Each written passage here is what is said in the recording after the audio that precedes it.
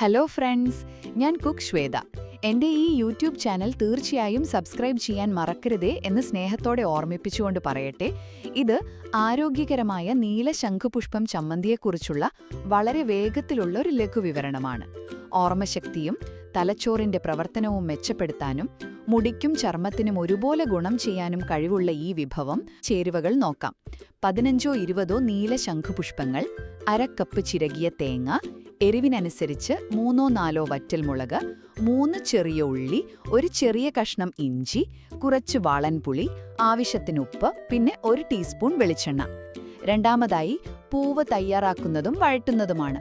ഒരു പാനിൽ കുറച്ച് വെളിച്ചെണ്ണ ചൂടാക്കി വറ്റൽമുളക്, ചെറിയ ഉള്ളി, ഇഞ്ചി എന്നിവ ചെറുതായി ഒന്ന് വഴറ്റിയെടുക്കാം. അവസാനമായി ഇതരച്ചെടുക്കുന്നതാണ്.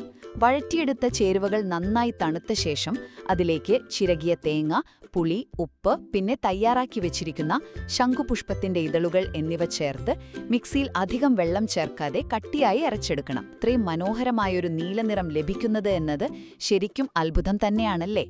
ആരോഗ്യ ഗുണങ്ങളും അത്യുഗ്രൻ രുചിയും ഒരുമിക്കുന്ന ഈ എളുപ്പമുള്ള നീല ചമ്മന്തി നിങ്ങളുടെ ചോറിനൊപ്പമുള്ള ഏറ്റവും മികച്ചൊരു കൂട്ടാനായിരിക്കും.